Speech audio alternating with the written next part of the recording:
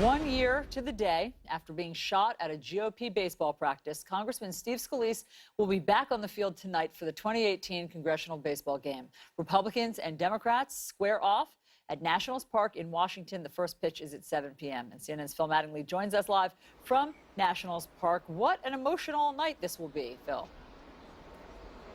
Yeah, Allison, no question about it. Look, it was at 7:06 a.m. 365 days ago from today when those first shots rang out. It rattled Congress. It rattled the members that were there. When you talk to them, just the visceral memories of that day, the fear, how they were paralyzed, it's pervasive almost, even 1 year later. But the most interesting element by far has been with Steve Scalise, the third-ranked Republican in the House. His recovery, we obviously all saw him come back to Capitol Hill just a couple months after that very near-death experience.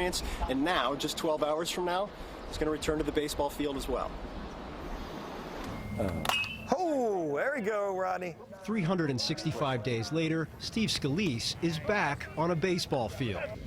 In a time of heated partisan rhetoric and seemingly intractable political differences, the annual Congressional baseball game appears almost trivial. A respite from the divides, yes, but hardly a noteworthy moment beyond the 3 hours of game night. But that all changed in one moment 1 year ago today. The crack of the bat was replaced by the crack of bullets. Bullets that, by all accounts, should have cost Scalise his life. I went and pulled down the pant leg to see the wound. I didn't find an exit wound. I knew he was in big trouble because that meant it went up. In all, 5 people were wounded by a lone gunman. It's a moment Scalise couldn't fully recall until just a few weeks ago when he returned for the first time to the field where the shooting occurred. Oh, yeah. Good hit. With the man who helped save his life, Capitol Police Officer David Bailey. The shooter's just firing away at us, unobstructed, right behind the third base dugout.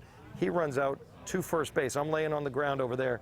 He runs out to first base, starts shooting at the guy. And I mean, he's totally exposed. It was an intense shootout, and he was heavily outgunned. Got hit, Crystal got hit, and both of them kept going at it. For the third-ranked member of the House, it was a moment of closure, even if the physical scars are still apparent. I still need 2 crutches to really move around. I've started to be able to walk without crutches, but don't quite have the balance to be able to, to move at a good pace. But it's a rehab process that of late Nice work. had one specific goal: getting back to baseball. Something he walked me through while practicing something that was virtually impossible just a few months ago, a game of catch. I could get any ball hit anywhere around me a year ago, and today the mobility is limited, especially laterally, just moving side to side. I mean, that I couldn't do 2 months ago. For Scalise's teammates, a recovery of their own. I really can't speak to how other people are coping with seeing their friends and colleagues shot on a baseball field. It's a unique situation. I thought I was going to be the pinch runner. And bringing the team even closer together. Well, baseball is the only sport where you actually have a play called a sacrifice. And we saw a lot of sacrifice that day by a bunch of individuals and people just stepping up to make sure that they were taking care of others. Their goal may be to beat Democrats. When we lift the trophy, what time? But it's now a game with so much more meaning. We bonded in a way that nobody else has. Hopefully nobody else will. Let's make tomorrow about a comeback story. How about Let's this? get in here. Let's go right here. On three. 1, 2, 3, win! Oh my gosh, Phil, what a day. What an important day here. But there were 5 people, including Scalise, who were wounded in that shooting. So how is everyone doing? And I mean also, their emotional scars. I've been reading about how long they've carried this PTSD since that day. Yeah, it's been really interesting, Allison, in talking to members over the course of the last year, how many of them really still live with this on a daily basis, some saying they still look over their shoulder. They actually had to change the practice field this year to a different field just because a lot of members didn't want to be there. But you talk about the actual health of the 5 people, including Scalise, that were shot. One of the best parts of yesterday, sitting at practice with the Republican team, just a couple dozen feet away from Steve Scalise, well, David Bailey, his Capitol Police officer, still in his protective team.